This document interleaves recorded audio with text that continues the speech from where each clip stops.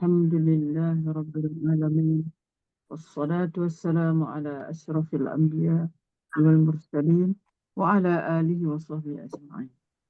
اللهم افتح علينا يا الله، اللهم افتح علينا يا الله، اللهم افتح علينا يا الله حكمتك وانشر علينا من خزائن رحمتك يا أرحم الراحمين. اللهم نور قلوبنا بنور هدايتك كما نورت الأرض بنور شمسك أبدا أبدا برحمتك يا أرحم الراحمين. اللهم زدنا علما وارزقنا فهما، اللهم زدنا علما وارزقنا فهما، اللهم زدنا علما وارزقنا فهما برحمتك يا أرحم الراحمين. وصلى الله على سيدنا محمد وعلى آله وصحبه أجمعين والحمد لله رب العالمين. Syukur Alhamdulillah semua kawan-kawan, insyaAllah kita akan teruskan usaha kita ini dengan menyambung terus. Ada bahagian yang sedikit lagi di dalam surah Ahzab. Okey, kita persilakan surah Ahzab. Terima kasih Ustazah. Salam. Semoga jap. Mana dia?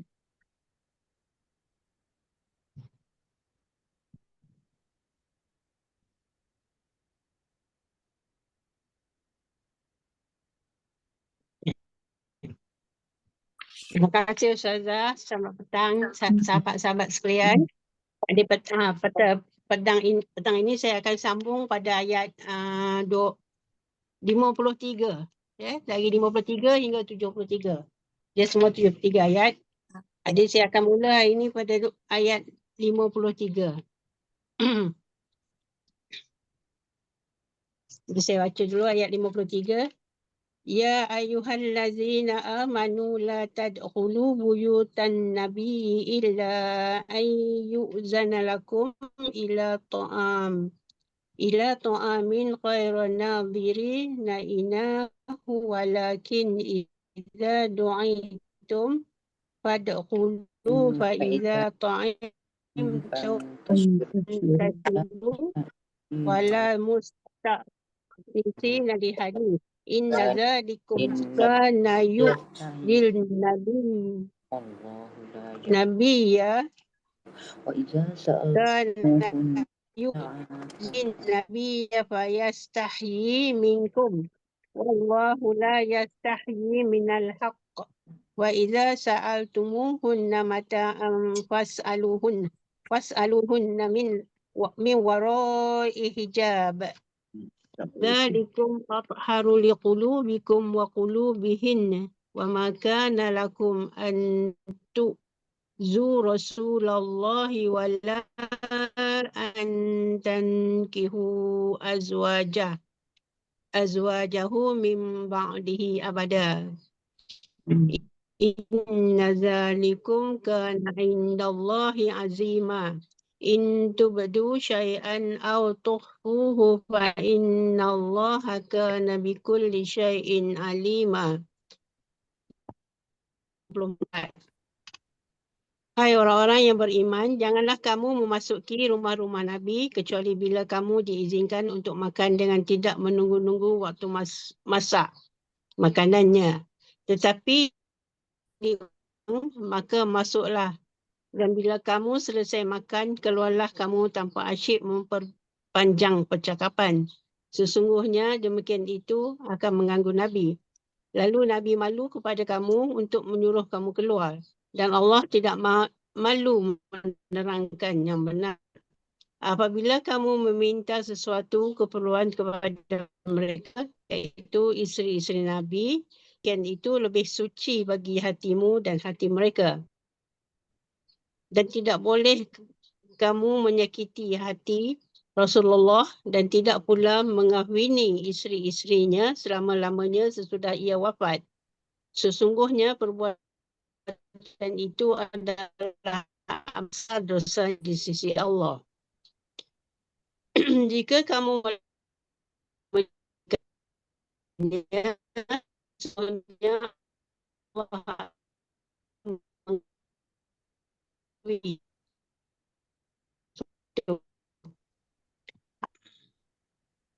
Ia jangan mengubah adab syari'i. Al-Bukhari meriwayatkan bahawa Anas bin Malik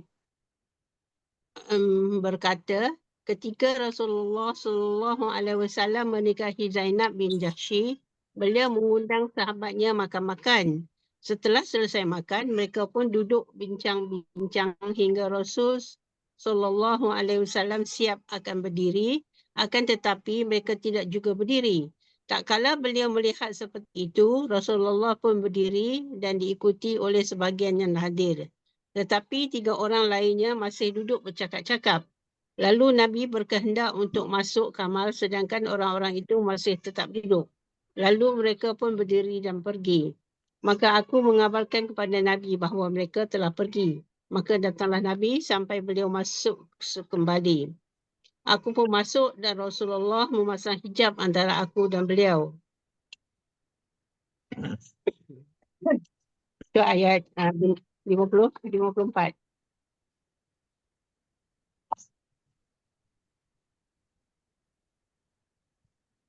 Ayat 55 ya.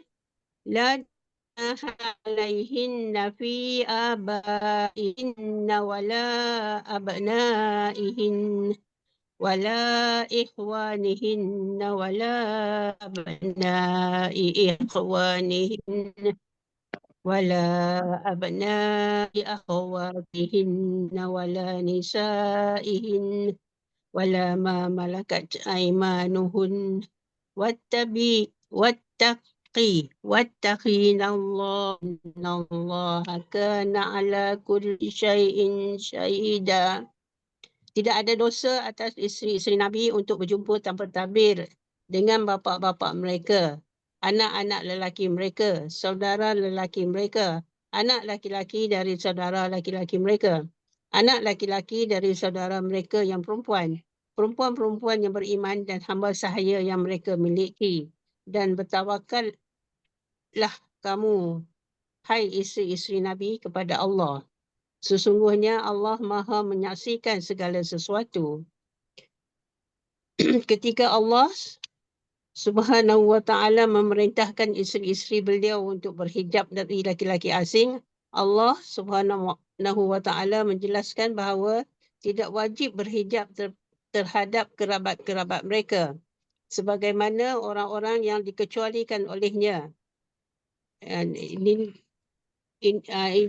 dah disebutkan dalam surah An-Nur. Jadi orang-orang yang dikecualikan hijab.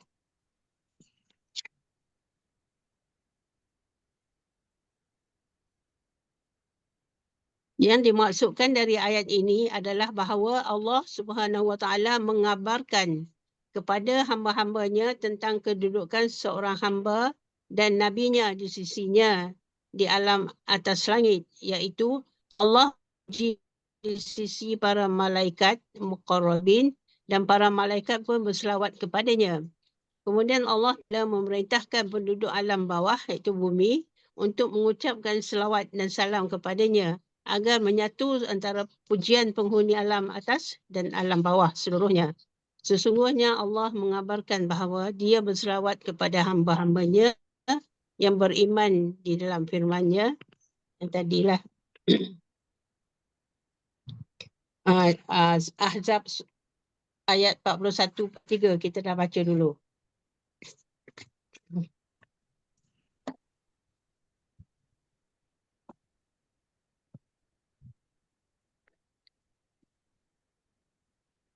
Saya pergi pada ayat 58. Innal ladzina yu'zuna Allah wa rasulah la'anahumullahu fid dunya wal akhirah wa a'adda lahum adzaban muhina. Walladzina yu'zuna al-mu'minina wal mu'minati bighairi maktasabu faqad ihtamalu buhtanan wa isman mubina. Sesungguh orang-orang yang menyakiti Allah dan Rasulnya, Allah akan melaknatnya di dunia dan di akhirat dan menyediakan baginya siksa yang menghinakan. Dan orang-orang yang menyakiti orang-orang mukmin dan mukminat tanpa kesalahan yang mereka perbuat, maka sesungguhnya mereka telah memikul kebohongan dan dosa yang nyata. Allah berfirman, memberikan tekanan dan ancaman kepada orang yang menyakitinya agar perintah-perintah melakukan dalamnya dan berusaha bergelimang di dalamnya serta menyakiti Rasulnya dengan cara menghina dan merendahkan. Semoga Allah melindungi kita dari sikap tersebut.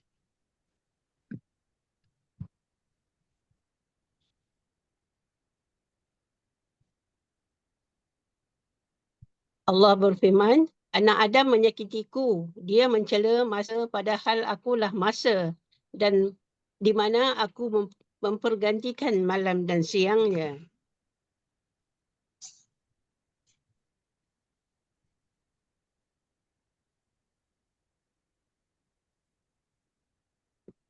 Ayat 60, 62. Ya ayuhan Nabi qul li azwajika wa banatika wa nisa'il mu'minina yudnina alaihinna min jalabis bihin zalika adna ay yu'rafna fala yu'zain wa kana Allahu ghafurur rahima. لئن لم ينتهي المنافقون والذين في قلوبهم مرض والمرجفون في المدينة لنغرينك بهم ثم لا يجاورونك فيها إلا قليلا ملعونين أينما ثقفوا أخذوا وقتلوا تقتيلا سنة الله في الذين خلوا من قبل ولن تجد لسنة الله تبديلا. Hai Nabi, katakanlah kepada isteri-isterimu, anak-anak perempuanmu dan isteri-isteri orang mukmin, hendaklah mereka mengulurkan jilbabnya ke seluruh tubuh mereka. Yang demikian itu supaya mereka lebih mudah untuk dikenal. Kerana itu mereka tidak diganggu dan Allah adalah Maha Pengampun lagi Maha Penyayang. Allah berfirman memerintahkan Rasul-Rasulnya untuk memerintahkan wanita khususnya isteri-isteri dan anak-anak perempuan beliau kerana kemuliaan mereka untuk mengulurkan jilbab mereka agar mereka berbeza dengan ciri-ciri wanita jahiliah dan ciri-ciri wanita budak. Jilbab adalah ar-ridda, kain penutup, lebih besar daripada kerudung. Itulah yang dikatakan oleh Ibnu Mas'ud. Kita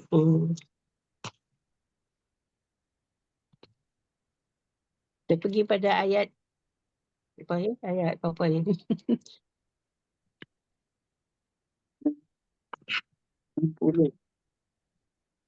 Ayat 68 ya. Kita pergi pada ayat 68.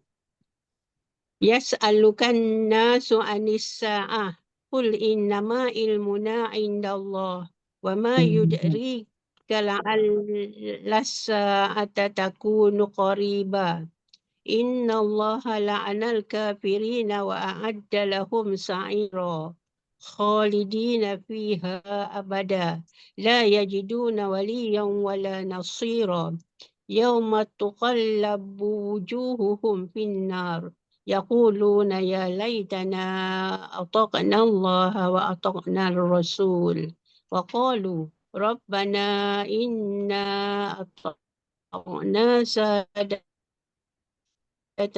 وكبراءنا السبيل لا ربنا آتهم ضعفين من العذاب والعنهم لعنا كبيرا. Manusia bertanya kepadamu tentang hari berbangkit. Kata sesungguhnya pengetahuan batu. Tahukah kamu, hai Muhammad, boleh jadi hari berbangkit itu sudah dekat waktunya. Sesungguhnya Allah melaknat orang-orang kafir dan menyediakan bagi mereka api yang menyala-nyala, iaitu neraka. Mereka kekal di dalamnya selama-lamanya. Mereka tidak memperoleh seorang pelindung pun dan tidak pula seorang penolong. Pada hari ketika muka mereka dibolak-balik, mereka berkata, alangkah baiknya kata kami taat kepada Allah dan kepada Rasul. Kata kami sesungguhnya telah berpemimpin-pemimpin dan pembesar-pembesar kami. Lalu mereka ni kami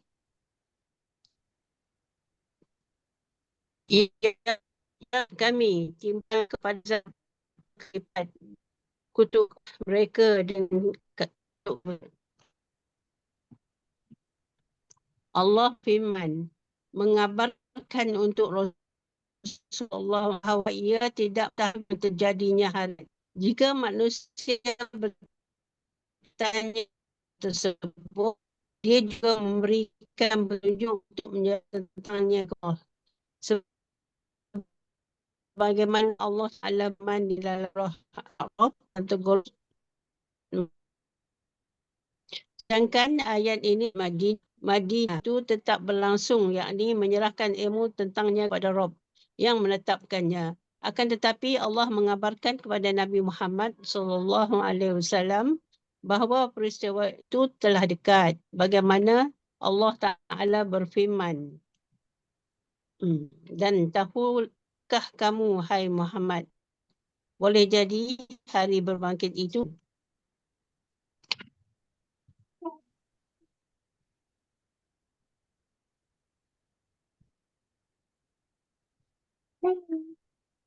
Lebih tak tidur, pergi tidur. pergi pada ayat Habis dah. seterusnya 70 dan hingga 73. Tepuk lagi.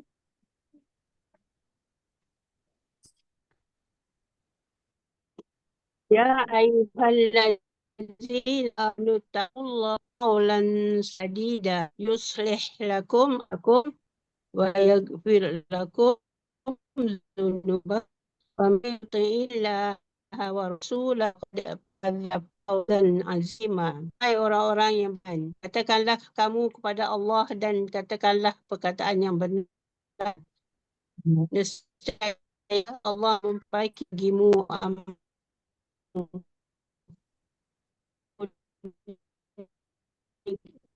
semu dan barang siapa mentaati Rasulnya kemenangan yang besar. Allah berfirman, berikan perintah kepada hamba yang beriman dan berpada kepadanya yang saat dia melihat mengatakan kaulan sedang perkataan iaitu dan tidak memang Allah jika berlaku Line siapa yang tak elok ah? Yang kat bag kot sebab Putus-putus lah. Ni dia terkeluar kot ni. Betul lah. Dia ikut line saya yang tak elok. Tak kat abangnya ni. Yang lain dengar. Kak Abang dah terkeluar dah. Rebus lah.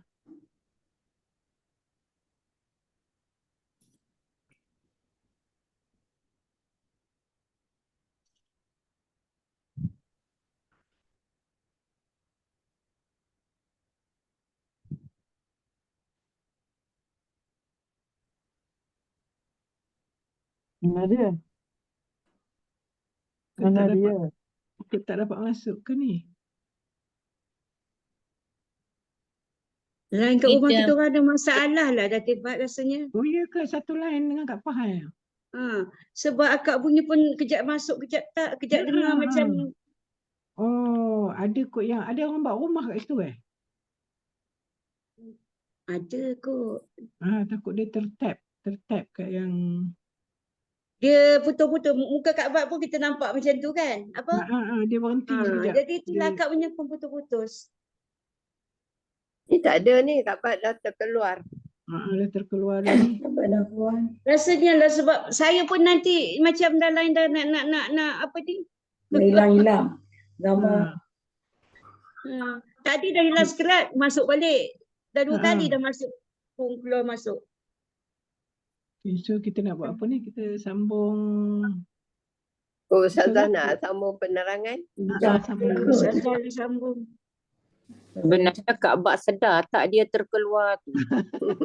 Tak tahulah. Mungkin nanti saya call Kak Bat. Kasihan pula dia. Cakap Takut seorang. dia bercakap seorang-seorang. Yalah, memang kita tak sedar, betul. Ha.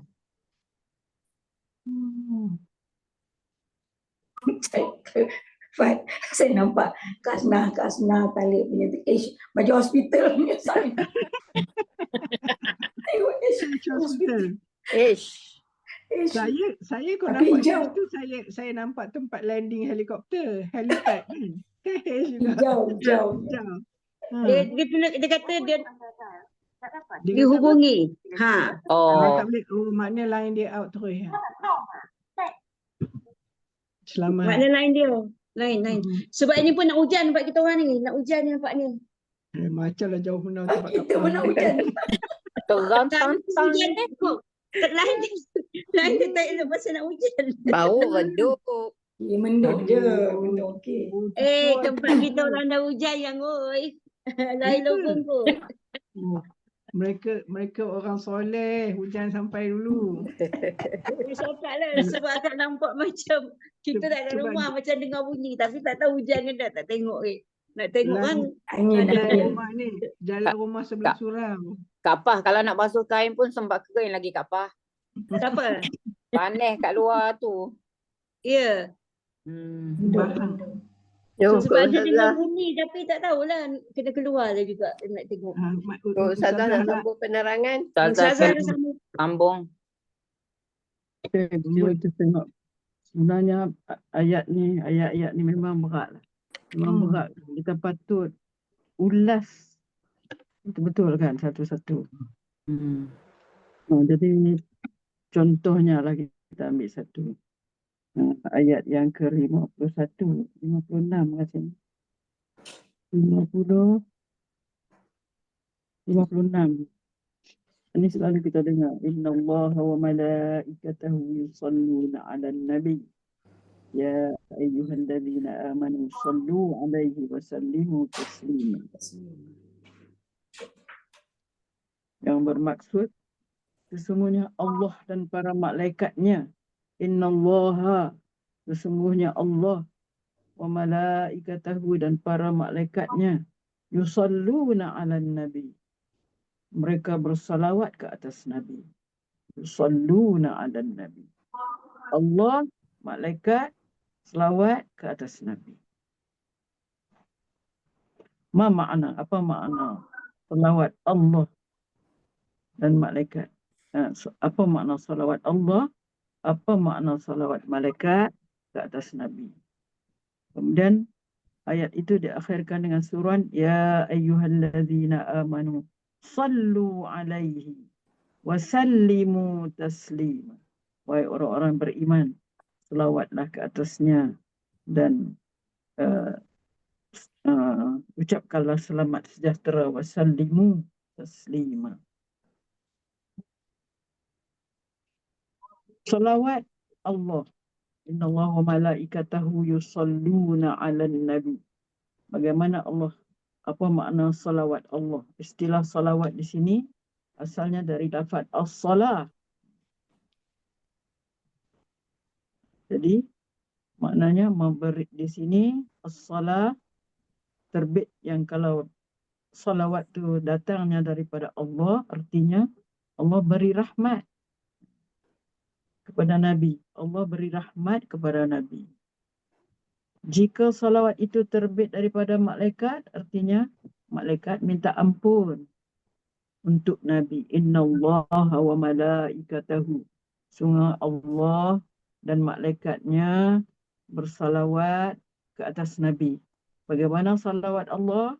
Salawat Allah. Yang ini terbitnya salawat itu daripada Allah, itu artinya Allah beri rahmat kepada Nabi. Jika terbitnya salawat itu daripada para malaikat, maka artinya para malaikat meminta ampun kepada Nabi. Dan jika terbitnya kalaulah salawat terbit daripada kita ni, ada anak Adam ni, artinya kita merendah diri dan kita berdoa. Ini kata Ibnu Abbas, sesungguhnya Allah itu merahmati Nabi. Kan tadi sebab Allah, innallaha malaikatahu yusalluna. Allah beri rahmat kepada Nabi SAW, dan juga para malaikat pula meminta ampun bagi Nabi. Yang ini bermakna Allah juga ada memberi penghormatan kepada baginda dengan melimpahkan rahmatnya. Beri penghormatan kepada Rasulullah dengan melimpahkan rahmatnya. Dan termasuk juga para malaikat, mereka itu bersalawat ke atas baginda, memohon keampunan untuk baginda. Apalagi dalam kalangan peringkat kita ni rendah ni, lebih-lebih lagi hendaknya memberikan penghormatan sebagaimana firman-Nya dalam yang yang bahagian akhir kan, ya ayyuhalladzina amanu sallu alaihi wa sallimu taslima. Kita ada tambah lagi satu, sallu alaihi, wahai orang-orang beriman, bersalawatlah kamu ke atasnya, ke atas Nabi lah, dan ucapkanlah selamat sejahtera, wa sallimu taslima. Ingat tak saya dulu sebut kata selawat Nabi, selawat kepada Nabi yang paling sempurna ialah selawat yang ada Allahumma salli wa sallim. Ada dua-dua tu. Allahumma salli wa sallim ala Sayyidina Muhammad. Jadi, kalau kita nak selawat kepada Nabi, yang paling sempurna ialah selawat yang ada salli wa sallim. Allahumma salli wa sallim ala Sayyidina Muhammad, dan ditambah lagi dengan ada wa ala ali Sayyidina Muhammad. Bukan sekat kita salli wa sallim atas Nabi saja, kita juga salli wa sallim kepada ahli keluarga Nabi. Jadi Al-Bukhari telah meriwayatkan mengikut sanadnya yang berpangkal daripada Ka'ab bin Ajrah. Katanya ada orang berkata, ya Rasulullah. Ada orang tanya kepada Rasulullah, ya Rasulullah, cara salam yang diucapkan kepada Tuhan, kami telah pun tahu. Maka bagaimana cara salawat? Bagaimana cara salawat? Cara salam dah tahu. Macam mana cara salawat? Ditanyakan kepada Nabi. Jawab Rasulullah, cara salawat, bagaimana cara salawat? Iaitulah yang kita pun sendiri tahu, tapi mungkin kita jarang buat ke. Mungkin kita buat ketika semayang aja. Ini salawat. Cara salawat kepada Nabi ialah Allahumma salli ala Muhammad. Kita salawat Ibrahimiyah tu. Salawat Ibrahimiyah. Allahumma salli ala Muhammad wa ala ali Muhammad kama sallaita ala Ibrahim wa ala ali Ibrahim wa barik ala Muhammad wa ala ali Muhammad kama barakta ala Ibrahim wa ala ali Ibrahim innaka Hamidum Majid. Ini dia. Inilah dia salawat Ibrahimiyah. Salawat Ibrahimiyah yang paling sempurna lah. Itulah yang saya nak tekankan di sini, itu tentang tu je lah. Innallaha wa malaikatahu yusalluna 'alan nabi. Salawat Allah bagaimana? Apa maksud? Salawat malaikat bagaimana? Iaitu mereka ini bersalawat 'alan nabi, atas Nabi. Lepas tu ayatnya disudahi dengan ya ayyuhalladzina amanu, wahai orang-orang yang beriman, sallu alaihi wa sallimu. Kepada kita datang dua perkataan ni, sallu bukan selawat saja, sallimu.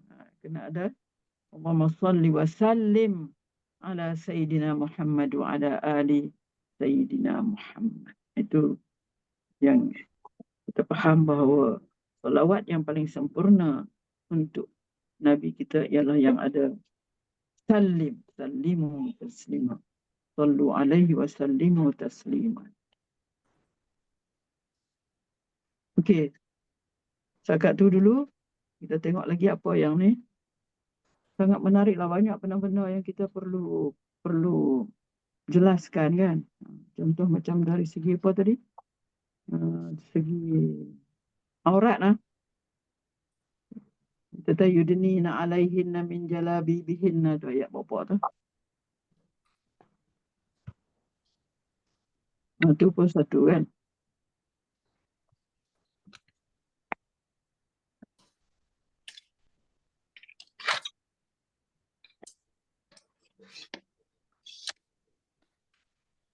Ayat berapa tadi?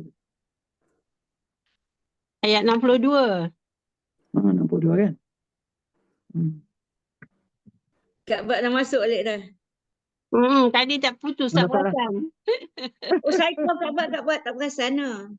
Kak Bat tak perasan. Okey. 62.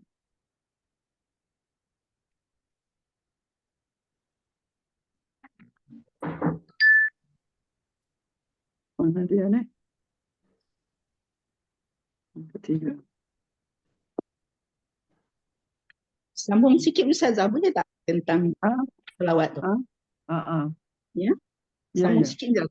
Yang Ustazah kata tadi kan Allah berselawat tu kan. Dalam tafsir yang ada dekat saya ni lah, dia kata ayat 41 sampai 43 tu. Sebelum tu ayat 41 43 dia kata. Surah Ahzab ni. Surah Ahzab, ya. Sesungguhnya Allah mengabarkan bahawa dia berselawat kepada hamba-hambanya. Allah juga berselawat kepada hamba-hambanya yang beriman. Itu ayat 41-43. Kan kalau yang macam tadi Ustazah, kita baca ayat 56 kan, innallaha wa malaikatahu yusalluna 'alan nabi. Kalau ayat 41-43 tu, jadi Allah juga berselawat kepada hamba-hambanya. Jadi hamba-hambanya tu kita semua kan.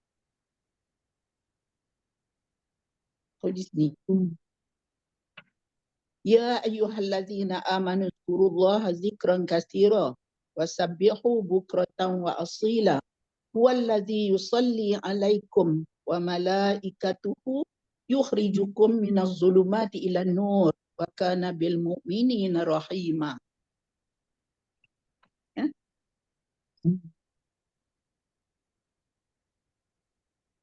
Jumpa ayat 41.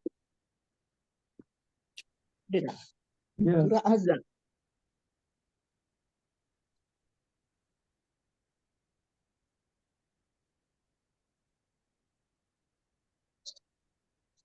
Bismillah, belakang jauh.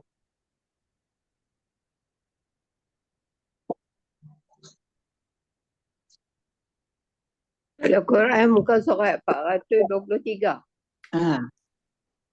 Ayat 41. 41, 42, 43. Dia tak sebut secara direct berselawat Ustazah ni. Ya. Dia tak sebut direct berselawat kat situ. Hai orang-orang yang beriman, berzikirlah dengan menyebut nama Allah, zikir yang sebanyak-banyaknya, dan bertasbihlah kepadanya di waktu pagi dan petang. Allah lah yang memberi rahmat kepadamu dan malaikatnya. Jadi yusalli alaikum tu betul lah macam saya kata tadi lah, masuk salawat tu maknanya memberi rahmat kan. Jadi maknanya rahmat itu juga diberikan kepada hamba-hambanya. Ya, yang saya pegang tadi ni. Kalau Allah berselawat itu maknanya Allah memberi rahmat. Kalau malaikat berselawat maknanya memohon istighfar. Ya. Kan? Yang saya pegang tadi. Kan ayat 56 tu kan.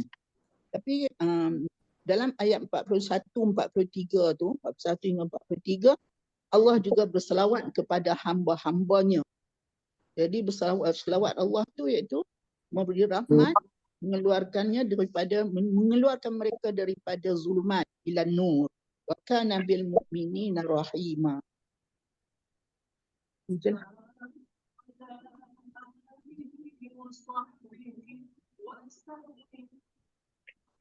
Dan dalam satu hadis dia kata, dalam satu hadis Rasulullah kata, innallaha wa malaikatahu yusalluna ala mayaminis sufuf. Soft dapat. Soft belah kanan. Ya, sesungguhnya Allah dan para malaikatnya bersalawat kepada saf bahagian kanan.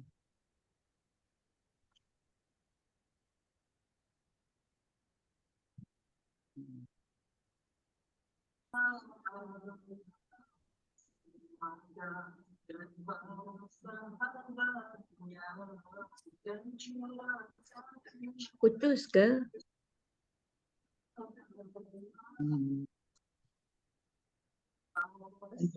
Cara bersalawat pada Nabi macam yang Ustazah kata tadi lah kan. Dalam ayat ni kan yang Ustazah bagi tadi 43 tu, 43 tu. Wallazi yusalli alaikum wa malaikatuhu. Bukan Allah sahaja yang bersalawat tu, malaikat juga.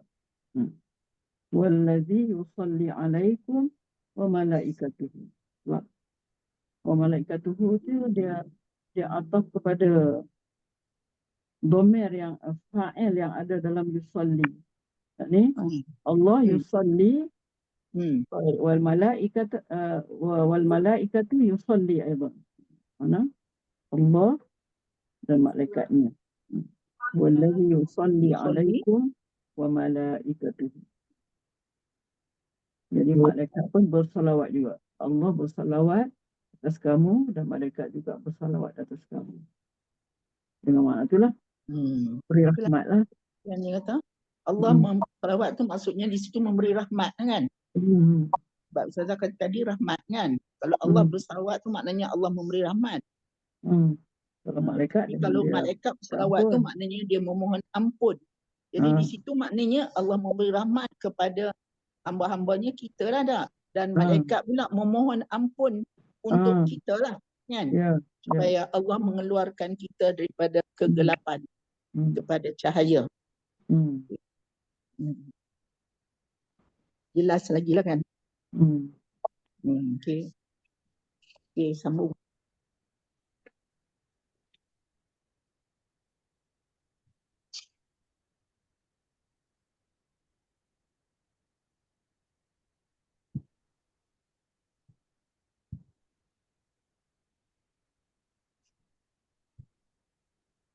Itu lagi ayat yang pasal jangan masuk rumah Nabi tu. Jangan kamu masuk ke rumah Nabi kecuali jika kamu diizinkan. Menghadiri jamuan makan tanpa menunggu.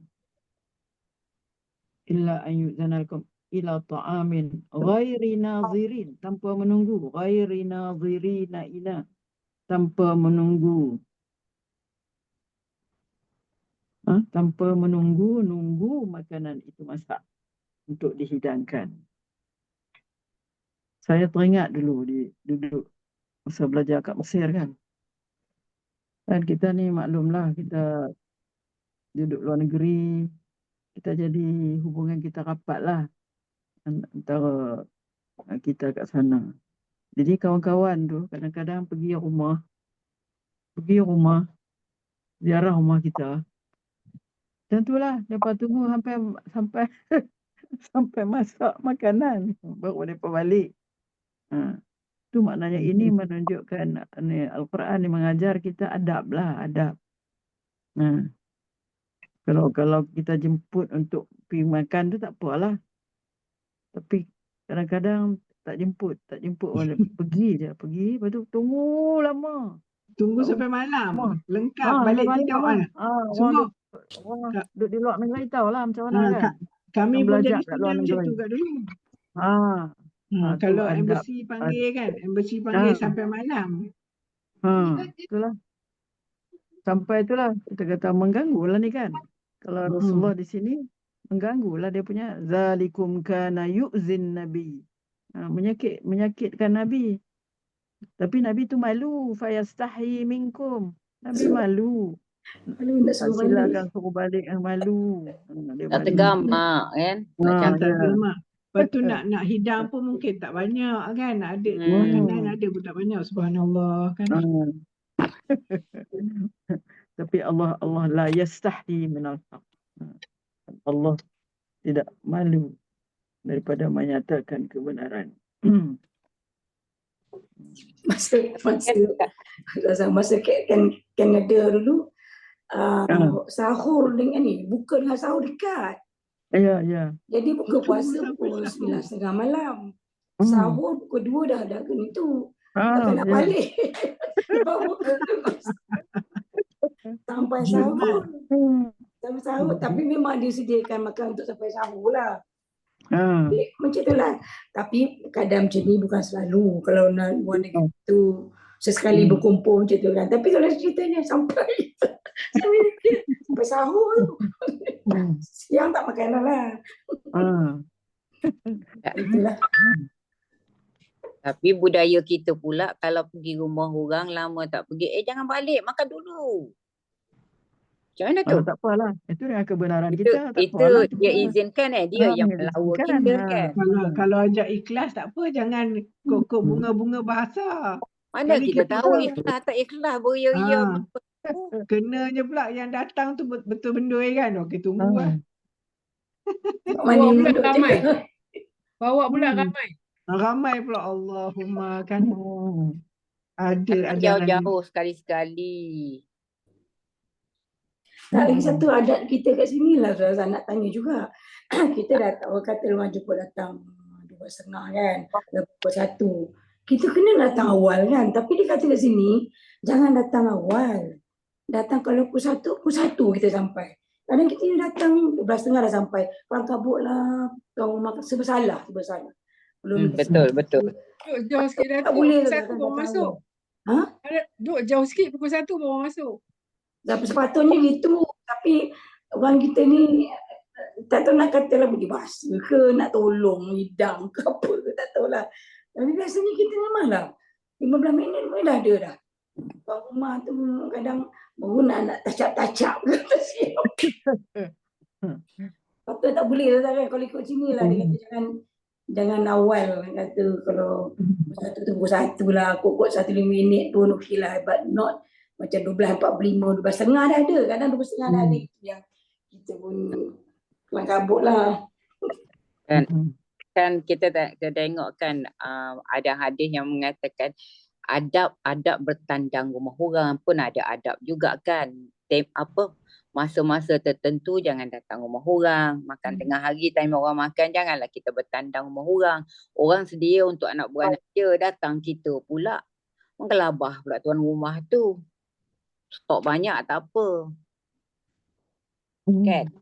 Kan adab-adab bertandang kan. Adab ke rumah orang tu.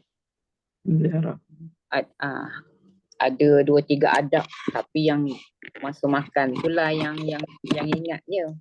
Masa lahir tu. Itulah kan.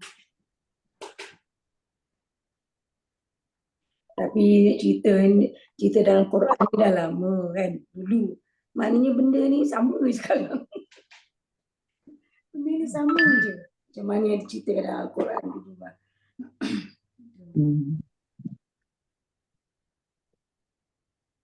Itulah jadi ayat tadi tu, ayat 53 tu ada, mungkin kita boleh simpulkan ada 3 perkara lah.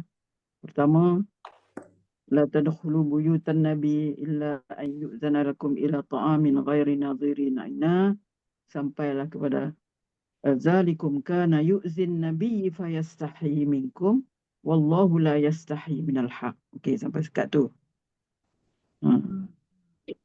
Jangan tunggu sampai masak makanan. Jangan duduk lama-lama. Itu menyakiti Nabi. Okey, kemudian yang kedua, kalau meminta, dan apabila kamu meminta kepada isteri-isteri Nabi sesuatu barang yang dihajati, mintalah kepada mereka dari sebalik tabir. Satu. Tujuannya apa? Zalika atharu liqulubikum. Yang demikian itu lebih membersihkan hati kamu dan juga hati mereka. Zalika atharu liqulubikum wa qulubihin. Yang kedua. Yang ketiga, wa ma kana lakum an tu'zu Rasulullah wala an tankihu azwajahu min ba'dihi abada. Inna zalikum kana 'indallahi 'azim. Itu yang ketiganya, dan tidak patut kamu menyakiti hati Rasulullah SAW dan tidak boleh mengahwini janda-jandanya sepeninggalannya untuk selama-lamanya, abada. Boleh sama sekali maksudnya. Sesungguhnya yang demikian itu di sisi Allah besar dosanya. Itulah tiga perkara lah yang kita boleh faham daripada ayat 53 ni.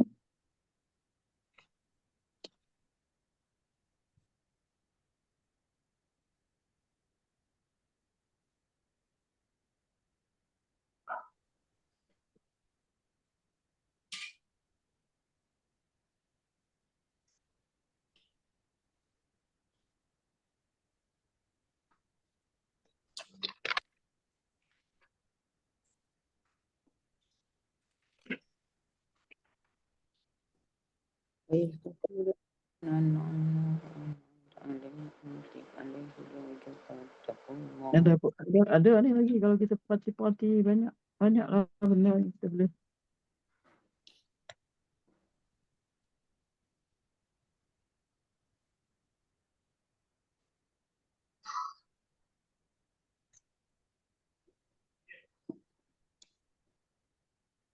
Ustazah, kalau boleh kupas ayat 72 lah Ustazah. 72. 72. Yang kata manusia tu sangat bodoh tu. Saya tengok ayat tu pun yang kata dia Allah Ta'ala tawarkan amanat ni lah. Semua orang tolak. Langit tolak bumi. Dia kata manusia tu sangat bodoh. Terima tu. Kalau boleh ulas yang tu sikit lah. Inna aradna al-amanata ala as-samawati wal-ardi wal-jibali fa'abayna an yahmilnaha wa ashfaqna minha wa hamalaha al-insan innahu kana zaluman jahula. Sesungguhnya kami Allah telah memberikan amanah tanggungjawab itu kepada langit dan bumi dan gunung. Langit, bumi, gunung. Tapi mereka enggan untuk memikulnya. Langit, bumi, gunung enggan memikulnya dan takut kepadanya. Ashfaqna minha, takut. Dan manusia pula mahu memikulnya. Sesungguhnya dia adalah aniaya lagi tersangat jahilnya. Manusia tu. Allah menyebutkan sini tentang adanya makhluk-makhluk seperti langit, bumi dan gunung-gunung yang telah dijadikannya di alam ini, iaitu makhluk yang besar pada bentuknya dan besar pula pada kekuatannya jika dibandingkan dengan manusia. Meskipun besar, namun makhluk-makhluk yang disebutkan itu semuanya tidak ada mempunyai persediaan untuk menanggung beban yang berupa perintah atau tegahan daripada Allah. Bahkan tidak ada persediaan untuk memperhatikan mengenai urusan agama dan dunia. Sebaliknya pula bangsa manusia sebagai makhluk yang bentuknya lebih kecil dan tenaganya terlalu lemah, namun demikian manusia telah dijadikan oleh Allah ada mempunyai persediaan untuk menerima bebanan yang berat berupa tanggungjawab yang dinamakan dengan amanah. Aradnal amanah. Adapun istilah amanah yang disebutkan di sini ialah segala sesuatu yang dipertaruhkan kepada seseorang menjadi kepercayaan berupa perintah dan tegahan mengenai urusan agama dan dunia.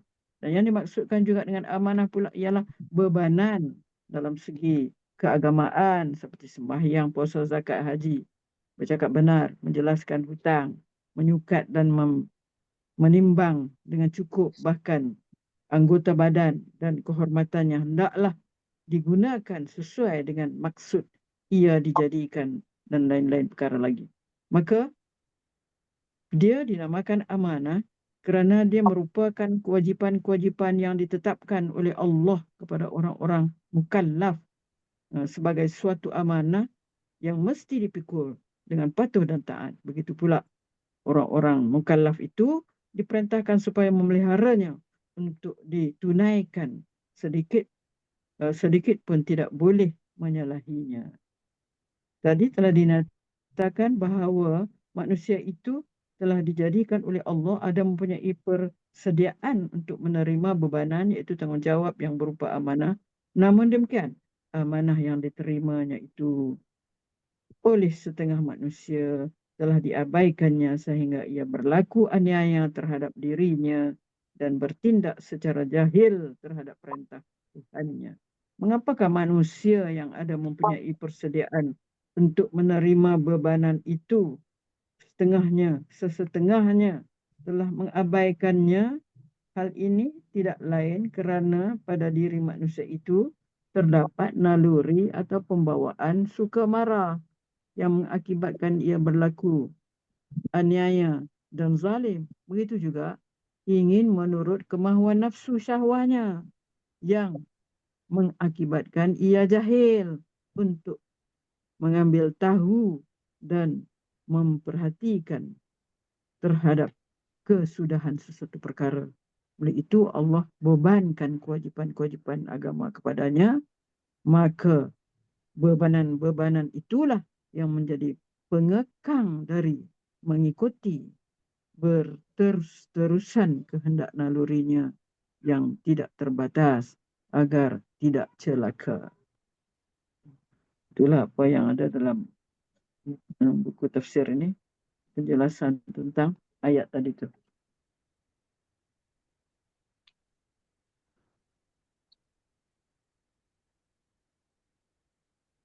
Dia kata manusia tu apa?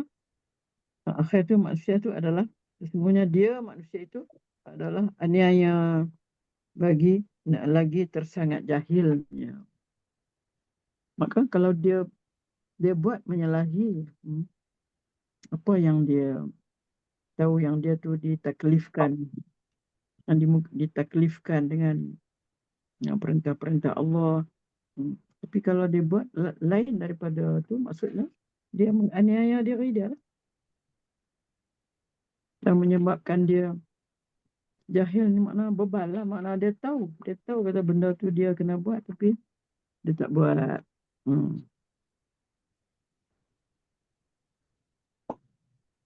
Tahulah kot siapa lagi nak tambah.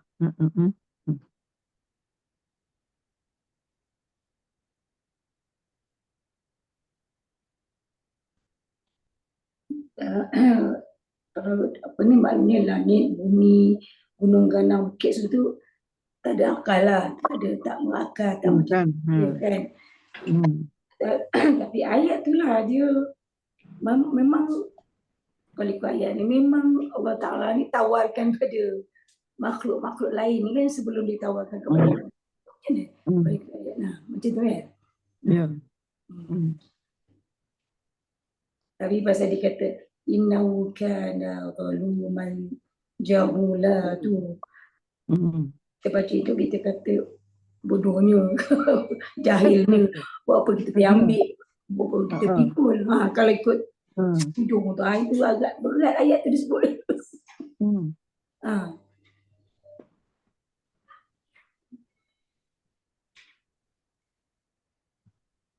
Dalam ada tafsiran lain dia kata Allah menawarkan kepada Adam, maka Adam menerimanya dengan segala konsekuensinya. Itulah yang ditunjukkan pada firman Allah, wa hamalahal insan, dan dipikullah amanat itu oleh manusia. Sesungguhnya manusia itu amat zalim dan amat bodoh, iaitu melanggar, menyimpangkan, yakni melanggar perintah Allah lah. Dia ada keupayaan untuk menanggung itulah. Tapi bila dia menerima tugas itu, dia menyimpang. Bila dia menyimpang, itu yang dia dikatakan zaluman, dia menzalimi diri dia. amanah tu. Boleh tak kita kaitkan juga dengan dengan ganjaran yang diperolehi lah. Maknanya manusia kalau diterima amanat tu, kalau dibuat sebagaimana yang tu, dia akan dapat dia Pahala. balik semula pada ganjaran dosa apa Ya. ni syurga neraka lah. Maknanya kalau dapat buat, kita dapat macam ni. Sedangkan makhluk yang tak berakal tadi tak ada ditawarkan ganjaran sebegitu rupa lah. Anda boleh ke juga saya tengok tadi. Ya. Pasal Maknanya sekiranya dia sekiranya dia melaksanakannya dengan baik, dia akan beri pahala. Dan jika dia meninggalkannya, dia akan diseksa. Maka manusia menerimanya atas kelemahan, atas kebodohan, dan atas kezalimannya. Kecuali orang yang diberikan taufik oleh Allah. Hanya kepada Allah lah kita memohon.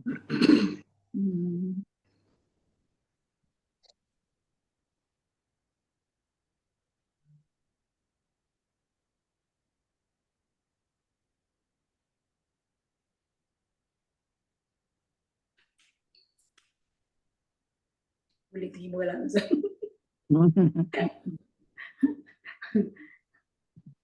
Pasal Sambung ayat sikit lagi Ustaz Hana.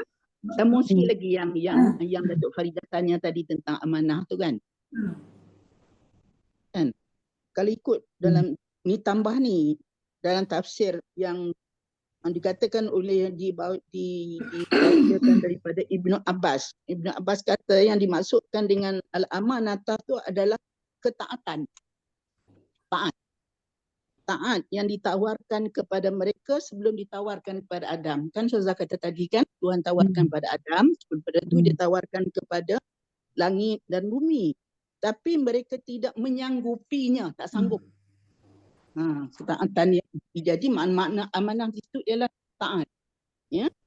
Jadi apa ni Ibnu Abbas kata, amanah adalah kewajipan-kewajipan yang ditawarkan oleh Allah kepada langit, bumi dan gunung gandang. Jika mereka menunaikannya, Allah akan membalas mereka. Macam Datuk Faridah kata tadilah, pahala lah kan. Itulah. Tapi jika mereka mengiya-iyakannya, nescaya Allah akan menyeksa mereka. Soalnya macam bukit gunung gandang ni macam dah faham. Ya? Jadi mereka enggan menerimanya dan menolaknya bukan kerana maksiat, dia kata.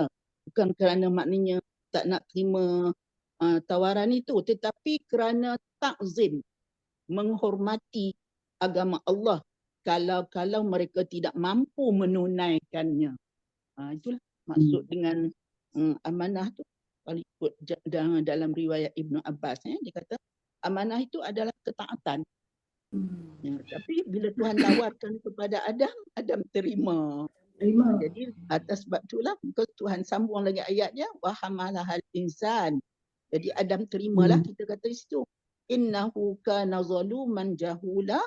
Sungguhnya manusia itu amat zalim dan amat bodoh. Maksud zalim dan amat bodoh ni iaitu mereka maknanya melanggar, menyimpang, suka sangat. Manusia ni memang suka menyimpang. Ya, melanggar perintah Allah. Jadi bila melanggar perintah Allah macam yang bukit gunung gandang faham tadilah, maknanya balasannya seksaan lah. Jadi itu maksud dia. Saya tambahkan. Hanya bukit bukau apa ni? Bukit bukau apa tu? Mereka sendiri pun faham kok, mereka tak dapat nak menjalankan amanah tu kan. Tak dapat menjalankan amanah. Jadi dia tak sanggup. Agaknya kalau gunung bagi perintah kat manusia macam mana? Betul. Kan? Situ dia tak boleh kot. Kita orang manusia sama manusia bolehlah dengar perintah, kau gunung bagi arahan macam mana? Tak tahu, tak boleh nak bayangkan macam mana. Itulah. Mampu dia pergi korek habis gunung tu. Cuma Dia banding batu dari atas turun bawah kan? Apa itu kalau gunung kita bawa bulldozer korek habis. Dia kata dalam tafsiran ni dia kata gunung kata dia tak mau sebab takut dia tak dapat menunaikan kewajipan itu. Dan dia tak dapat menunaikan kewajipan itu, jadi dia tak maulah. Kalau maknanya di situ maksudnya mereka akan diseksa lah, dimarahi oleh Allah lah. Jadi kita tak boleh nak bayangkan lah macam mana kalau apa ni gunung mengarah manusia. Daripada awal lagi dah gunung dah tolak lah. Lalu Allah beralih kepada Adam.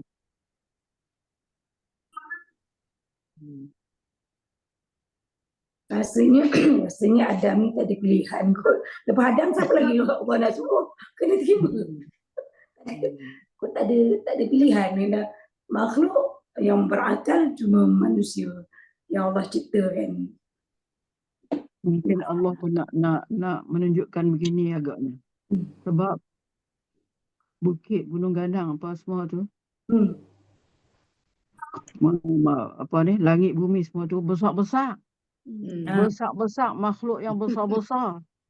Jadi manusia seolah-olah macam maknanya dah hampa ni besar-besar, hampa boleh lah tanggung amanah tu. Tapi awal-awal dah bumi dah ni semua kata tak boleh nak tanggung amanah tu, kami tak boleh. Jadi manusia pun walau dia kecil tapi Allah bagi kepada dia maknanya apa ni, bagi kepada dia itulah makna ada ilmu, ada pengetahuan, ada perasaan kan semua tu. Jadi dia pun terus saja terima. Wahamalahal insan. So manusia ni kecil-kecil cili api lah ya. Tapi memanglah kalau macam Ustazah Fadhiah cakap tu kan, macam manalah gunung gandang nak memerintah manusia, nak mengarah manusia. Sedangkan dia kan berlainan jenis, berlainan makhluk. Sedangkan Allah mengutuskan Nabi untuk berdakwah kepada manusia pun Nabi dipilih dari kalangan manusia supaya senang berurusan, sama jenis, sama tu wujud. Senanglah kan. Kalau tak ada persamaan, kalau kita sendiri pun duduk dalam masyarakat majmuk, walaupun boleh sesuaikan diri, tetapi ada part-part yang kita tak boleh kan. Contohnya benda yang berkaitan dengan hukum hakam kan. Jadi orang kata dah sesuai lah manusia yang akan duduk di bumi, so manusia lah yang akan terima amanah di bumi. Walaupun kecil tetapi kan, okey, jasadnya manusia kecil, tapi kan berapa banyak kelebihan yang telah Allah berikan kepada Nabi Adam, melebihi kelebihan yang diberikan kepada malaikat. Contohnya kelebihan ilmu. Saya lupa ayatnya apa Ustazah, ayat itu ingat yang dia kata bila Allah tanya kepada Nabi Adam itu ini, malaikat tak boleh jawab, sedangkan Nabi Adam boleh menjawab kan. Maksudnya daripada awal-awal lagi, walaupun manusia tu pada zahirnya kalau nak compare dari segi ni kan memang tak mampu, tetapi kelebihan Allah dah berikan kepada manusia untuk mentadbir bumi. Allah beri akal kepada manusia, kepada makhluk lain hanya ikut perintah. Kan? Itulah macam gunung tu kan, dia terima amanat juga. Dia jadi pacak kepada bumi, dia terima arahan dah. Bukankah dia ada tanggungjawab juga, Allah Ta'ala jadikan makhluk-makhluk lain pun ada tanggungjawab juga kepada Allah kan. Sebab contohnya makhluk pun berzikir, tanggungjawab dia berzikir. Takkanlah makhluk benda lain. Semua makhluk semuanya ada tanggungjawab pada Allah. Cuma orang kata berbeza mengikut keperluan, mengikut keadaan. Sebenarnya manusia ni dia pandai mereka cipta. Bagi satu benda dia boleh reka, dia boleh owner, dia boleh cipta lain daripada yang lain. Kalau malaikat dia yang tu itu je. Dia tak boleh nak cipta. Yang tu yang jadi dia istimewa. Kemudian Nabi Adam tu ataupun manusia ni jahul lah. Macam dia apa ni, jahil. Jahil tu maksudnya dia melakukan sesuatu dengan tidak tahu. Tapi dengan belajar, ada ilmu, dia gunakan ilmu tu, gunakan semua tu untuk mencari keredaan Allah. Kemudian dia tu jahula tadi. Lepas pada jahula apa dia? Satu lagi tadi. Zaluman. Zalim. Zalim dan dia jahil. itu sebenarnya dia ditakdirkan zalim, tapi dia akan baiki diri dia. Tak jadi orang zalim. Dia akan jadi orang yang baik, bertakwa, Ada akal. Panjang akal. Ada akal melakukan ibadat kepada Allah sesuai dengan, sebab kalau dia jahil, kalau dia zaluman, dia akan dibalas oleh Allah dengan seksaan. Jadi dia takut tu, dia gunalah tanggungjawab tu untuk melakukan ketaatan kepada Allah Subhanahu wa ta'ala. Itulah. Okay. Dan ingat, manusia mesti ada reka bentuk. Dia boleh bagi je besi, dia buat kapal terbang, dia buat kereta, dia buat itu, dia buat ini. Dia pandai reka cipta. Tapi makhluk-makhluk lain tak dapat. Akal. Itu yang jadi manusia sanggup tu. Okey. Assalamualaikum. Assalam.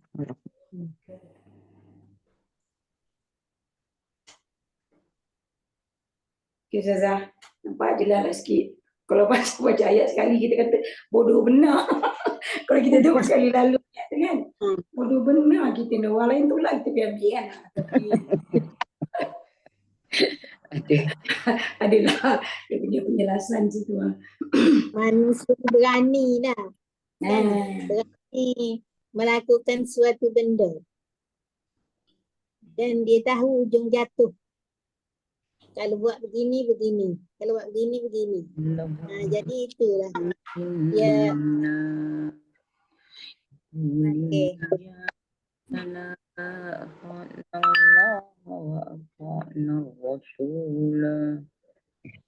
قالوا ربنا إنا سادتنا وكبراءنا فأضلونا السبيلا ربنا آتهم ضعفين من العذاب والعنهم لعنا كبيرا يا أيها الذين آمنوا لا تكونوا الذين آذوا موسى فبرأه الله. Kenapa senyap ni senyap cakap ke lain? Dengar Pak Izzah mengaji. Dengar Pak Izzah mengaji. Astaghfirullahalazim. Oh, sorry, saya tak tutup suara. Astaghfirullah. Jadi itu yang jadi suspend tu, yang semua terkeluar tu. Sebab apa? Sebab lagu ni kan. Ayat yang ni, yauma tuqallabu wujuhuhum finnar yaquluna ya laitana ata'na Allah wa ata'na Rasul ni kan. Sampai bawah-bawah. Ayat berapa? Ayat yang ke-66. Sebab 66. saya sebelum saya tengok ayat ni, saya tengok apa tu Imam Mekah tu. Apa tu nama tu? Yang berjambang tu. Mahir. Semua Imam Mekah berjambang. Alahai. Sudais kan? Ya, bila dia baca ayat ni, saya tengok dekat TikTok kan. Dia baca ayat ni sampai dia menangis tau. Jadi dia ulang ayat ni. Waktu tu saya tak tahu surah mana-mana tau. Tapi nak dijadikan cerita mencari, saya cari dekat Google, saya tulis dalam bahasa Malaysia. Dalam bahasa Malaysia dia tunjuk ayat ni. Saya pun baca ayat ni loh. Bila masa baca ayat ni, beratnya nak tanggung. Itu yang tadi ingatkan saya dah tutup dah suara sorry. Ya Allah tak sedar. Tak apa, kami dengar. Saya rasa macam tengok. Yauman tuqallabu wujuhum finnar. Yaquluna ya laitana ata'na Allah wa ata'na Rasul. Lepas tu dia berdoa pula macam tu. Macam rasa macam tersentuh lah hati kita ni. Sorry Ustazah, sorry saya tak perasan. Patut senyap.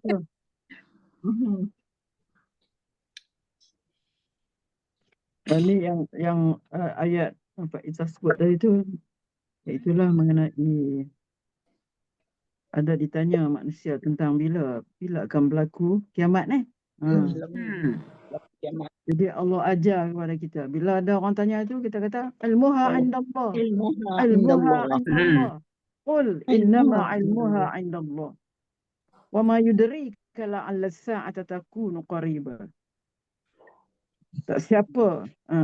Boleh jadi saat kedatangan sa'ah tu, kiamat tu telah hampir. Wa ma yudrika la'alla as-sa'ata takunu qariba.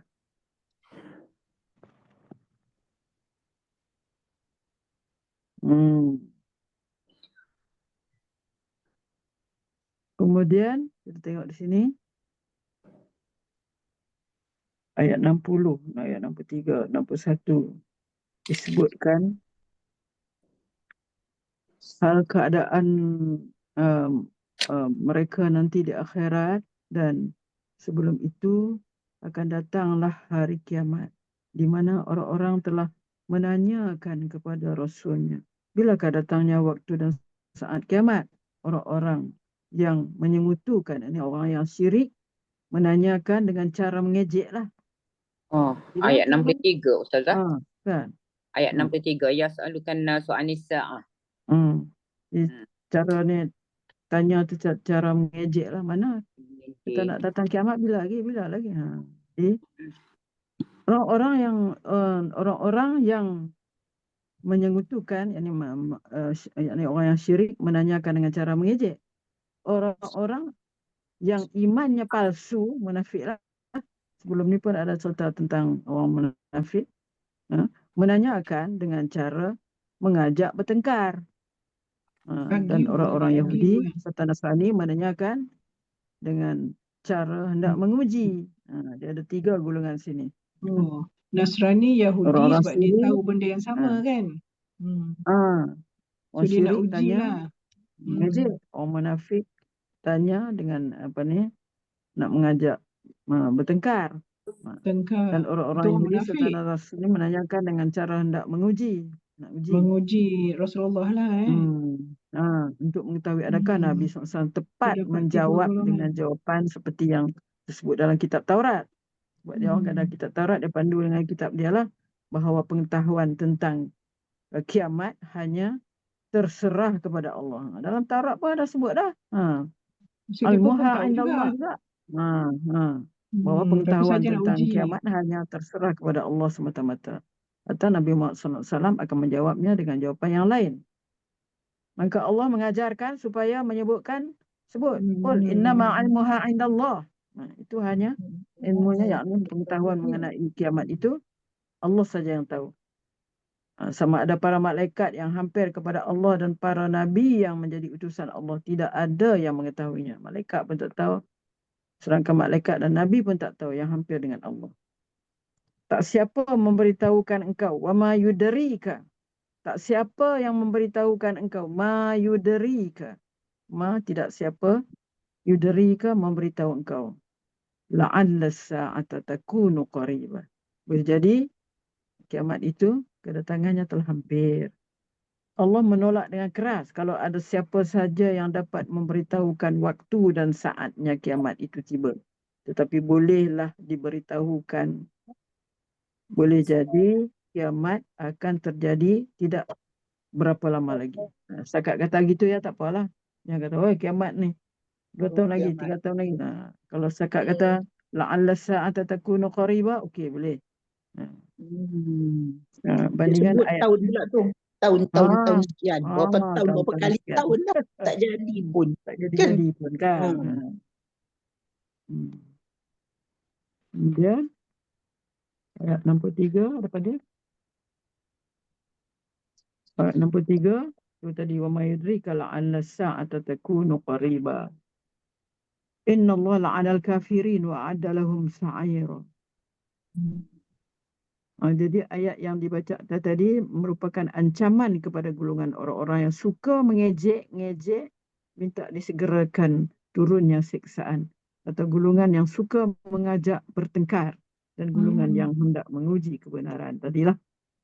Inna Allah la'anal kafirin, sesungguhnya Allah melaknat, mengutuk orang-orang kafir dan menyediakan bagi mereka neraka. Wa a'adda lahum sa'ira. Sa'ir mana?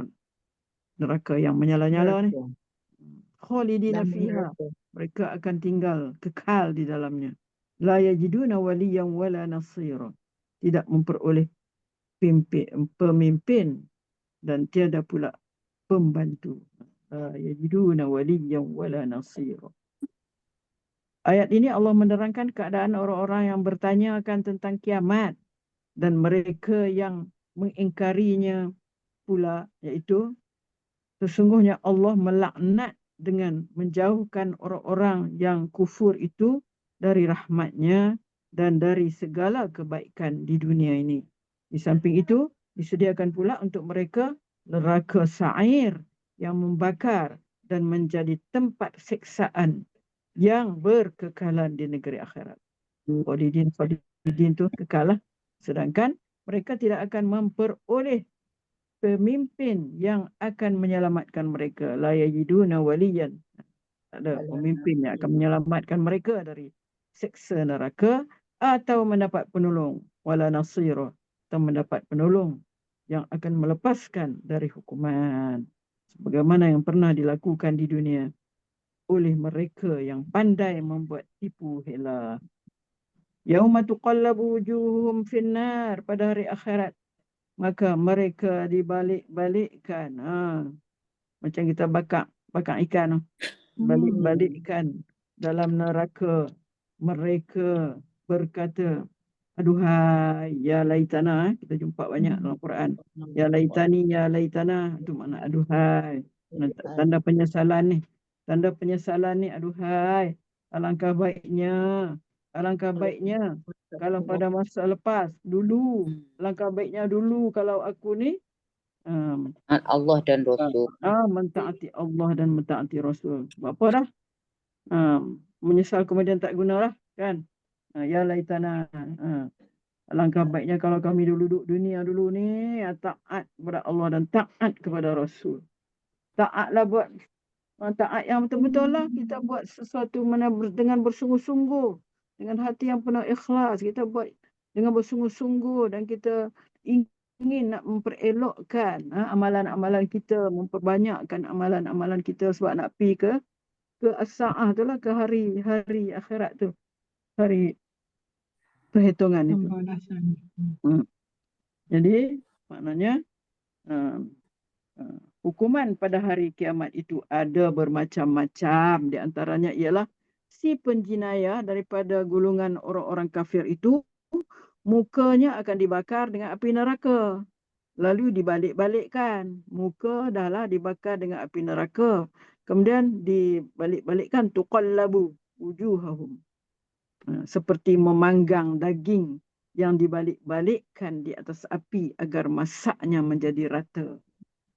Tentu saja mereka berasakan sakitnya tak terkira, lalu melolong dan meratap, mengucapkan kata-kata ya laitana ata'na Allah wa ata'na Rasul. Ini ayat penyesalan yang akan diucapkan oleh manusia lah.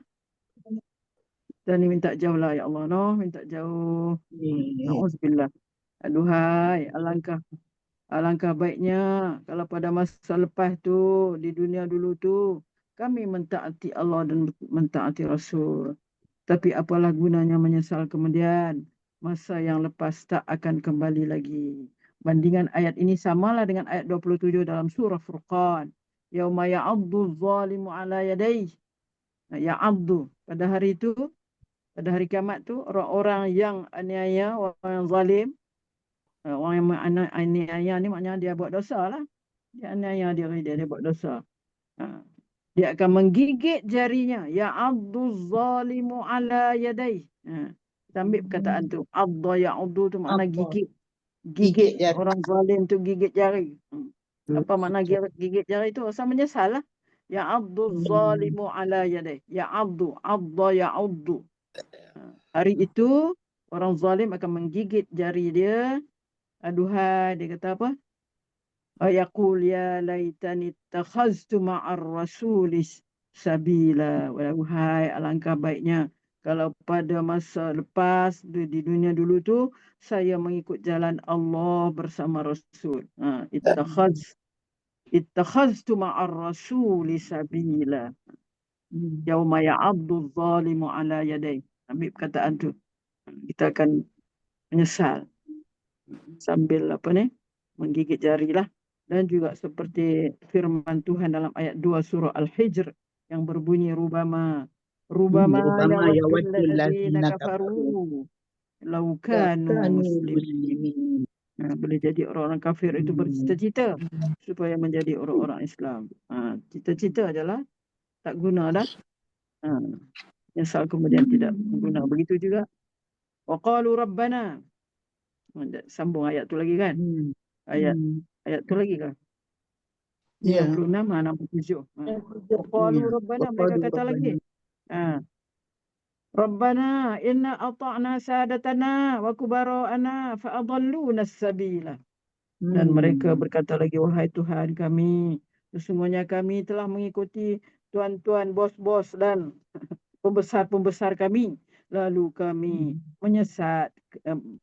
lalu mereka menyesatkan kami. Fa'adalluna as-sabil, menyesatkan kami dari jalan engkau. Fa'adalluna as-sabila. Rabbana inna ata'na sadatana wa kubara'ana. Sadah, tuan-tuan. Kubara', orang besar kami. Pembesar-pembesar kami taat mereka lah.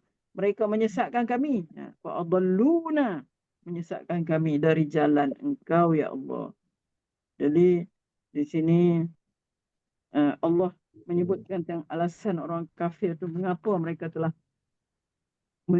tersesat jalan. Tak lain kata mereka ialah kerana mereka telah menurut kemahuan tuan-tuan dan orang-orang besar mereka yang membawa kepada syirik, bukan kepada keimanan kepada Tuhan, dan tidak mentaatinya dengan ikhlas semasa di dunia dulu. Akibatnya mereka dimasukkan ke dalam neraka Jahannam.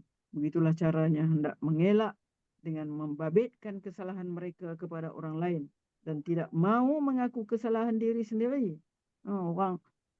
Mereka lah yang menyesatkan kami, menyalahkan orang lain juga. Mereka ternyata sangat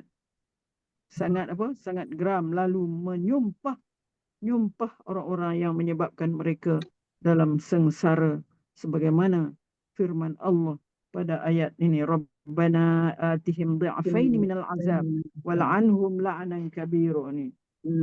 Mereka lagi doa, wahai Tuhan, turunkanlah siksa kepada mereka 2 kali ganda, bagi 2 kali ganda kepada mereka, dan engkau laknatlah mereka dengan laknat yang besar. Tuhan nak dengar dah cakap ni. Itulah.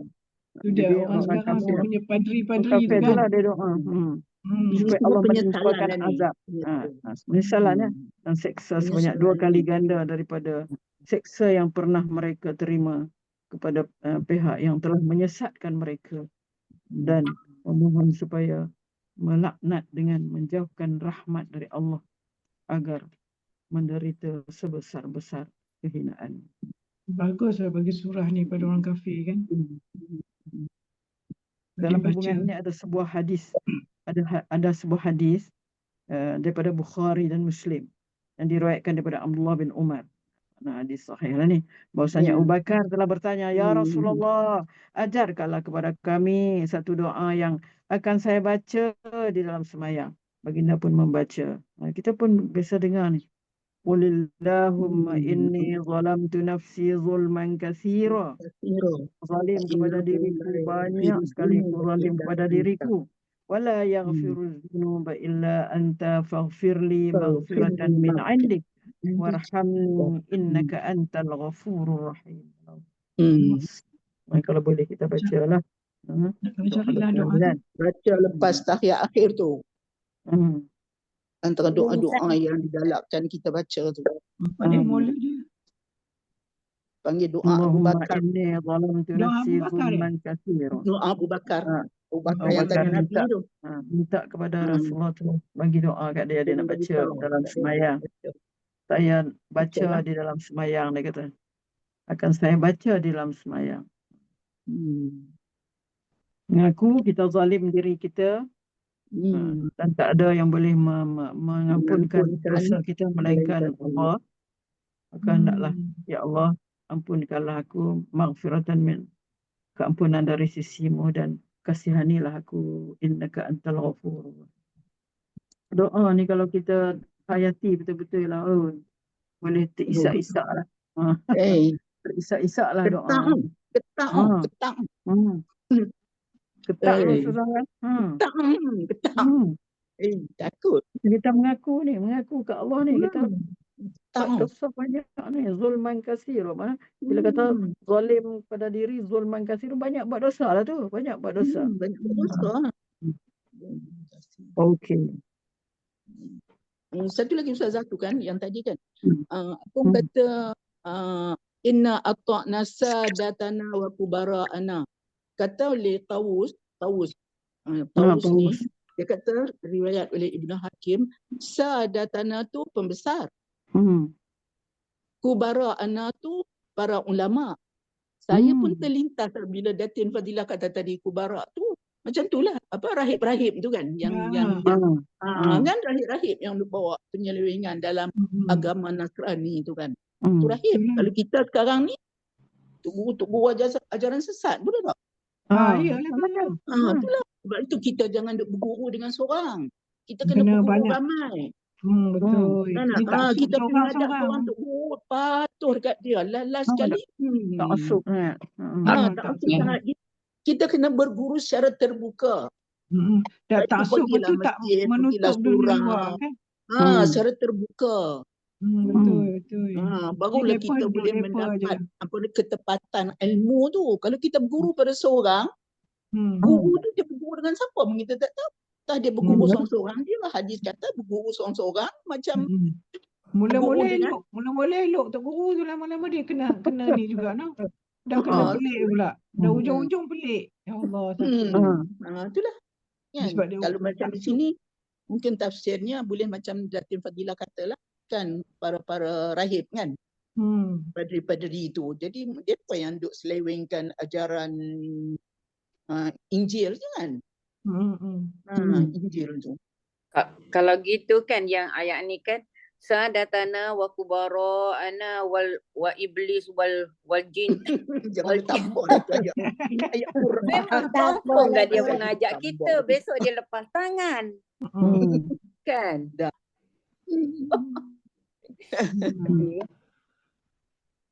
Ini semua keluhan-keluhan ni, Rabbana atihim dhi'faini, macam kita katalah. Dia yang buatkan saya jadi macam ni. Cikgu, dia pandai nak pas pada orang lain pula tu. Gitu jangan budak-budak sekolah kan. Kalau kita salah kan? Kita salah cari pemimpin, kita salah cari guru, salah cari ketua kan. Masa kat dunia duk ampu, duk sanjung-sanjung sampai sana. Pas pula balik kat tu kan, menyalahkan pula. Ya Allah, depa ni tak boleh buat apa dah. Ya Allah, auzubillah. Allah. Tapi kan kalau kita tengok kan, kalau yang contohnya yang apa ni, tokoh-tokoh agama ajaran sesat ni kan, pengikut dia taksubkan dia tu lain macam ya. Kalau kita nak compare dengan kalau kita berguru kepada ustaz-ustaz secara terbuka, bukan tertutup kan. Kita tak adalah nak taksub berpenuh dekat ustaz kita. Cuma kita menghormati ustaz-ustaz kita kan. Tetapi Bukan tak bukan masuk. Allah dah larang kita jangan taksub kan. Tapi kalau air yang kaki. ajaran sesat tu taksub dia semacam je. Air kaki lagi minum. Air ya kaki Allah. pun minum. Dia nak kata apa? Air kaki. Tak apalah. Masa ni kita ni masih dekat. Minta Tuhan terus beri kita hidayah lah. Yalah, semoga Allah bagilah kekuatan pada kita pegang Istiqamah. maknanya Satu lagi kalau sabit aqdamana. Sabit aqdamana. Ustazah Cik Jah Apa Ustazah Cik Jah nak cakap apa tu? Ustazah Cik Jah nak ni cakap apa? saya nak cakap sikit. Kalau misalnya kita tengok pemimpin ke siapa-siapa yang kita jumpa, kita jangan caci dia. Sebab mengumpat ke caci, besok nanti dia akan datang ke tempat kita, dia minta pahala kita. Itu memang lah. Tak boleh caci ustazah je kan? Orang lain boleh kita caci. Orang lain pun tak boleh juga. Tak boleh juga lah. Kan ustazah. Tak boleh Tak boleh caci. Siapa pun jangan dia caci. Dia akan datang, kita tak kenal pun. Dia akan minta pahala kita. Jadi kita diam je lah. Kalau rasa tak puas hati pun. Kalau orang jangan tu zalim, orang zalim tu. kata-kata. Kalau orang tu zalim, ustazah pemerintah yang zalim takkan duduk diam je, geram. Kan? Itulah dalam buku hadis tu yang dikata jangan mencaci. Lepas tu Jangan ada mencaci. satu video dia kata orang yang datang kepada kita minta pahala tu kita tak kenal pun. Tapi dia minta pahala kita. Sebab kita tak ingat, kadang-kadang kita ada kata dia ni hitam lah. Kan kita ada kata-kata kita tak sedar. Tu kita jangan duk mengumpat-ngumpat. Tak kenal. Tak kenal. Besok kita akan dicari oleh orang tak kenal. Aduhai. Okey. Dah. Okey. 45. Terima kasih. Assalamualaikum. Assalamualaikum.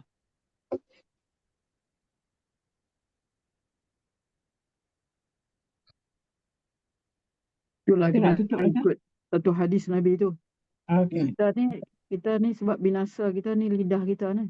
Lidah kita ni lah. Orang perempuan terutamanya. Sebab tu ikutlah hadis Nabi kata man kana yu'minu billahi wal yaumil akhir falyaqul khairan. Atau liyaqul khair. Katalah yang baik ataupun kalau tak ada kebaikannya diam aja. Falyaqul khairan aw liyasmut. Kita mana boleh nak diam, kita nak cakap je kan. Nak tegur, itu nak tegur, ini nak tegur kan. Kita ni tak boleh. Tengok je sikit. Mesti nak kritik. Cakap kritik. Cakap tak baik, cakap baik tak apa. Kalau dia buat salah, semua kita tegur dia yang baik tu tak apa. Tapi masalahnya kita tak mampu nak tegur ke arah baik tu. Jadi kita terpesong dengan ke arah tak baik. Kita cemek muka. Kan? Nak tegur ke arah baik tu kita tak terlatih. Tak terlatih. Itu masalah dia. Kan macam kita tengok ada orang buat salah kan. Kita diam je. Tak boleh tu sepatutnya kita. Man ra'a minkum munkaran. Kan hadis Nabi kan. Tapi masalahnya kita tak dilatih. Untuk maknanya macam mana nak bahasa-bahasa, tutur kata, kelakuan, nak menegur orang yang salah tu supaya dia buat baik. Jadi kita tak terlatih yang itu. Jadi kita lebih terlatih dengan cemek muka, cuit mulut. Tu yang masalah. Itu pun jadi kan? Itu pun jadi. Kita tak dilatih supaya tegur. Mana Kak Ravizah ni tak buka muka dia? Ada tak cemek muka kami kan?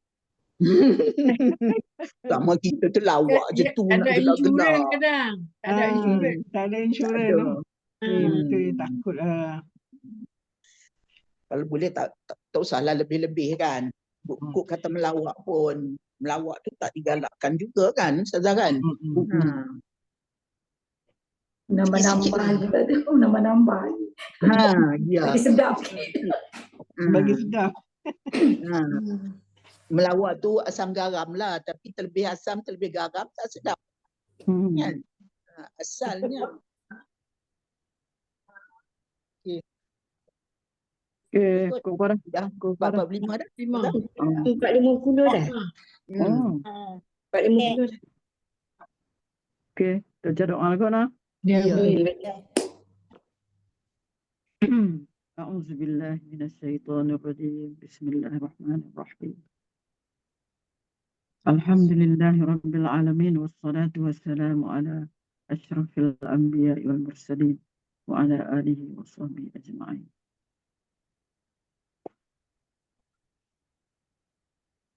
اللهم إنا نستودعك ما علمتنا فردده إلينا عند حاجتنا إليه ولا تنسناه يا رب العالمين.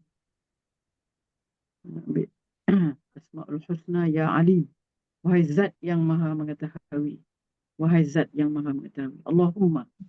Allahumma ya Allah ya Rahman ya Rahim ya Alim, ya Alim ya Alim.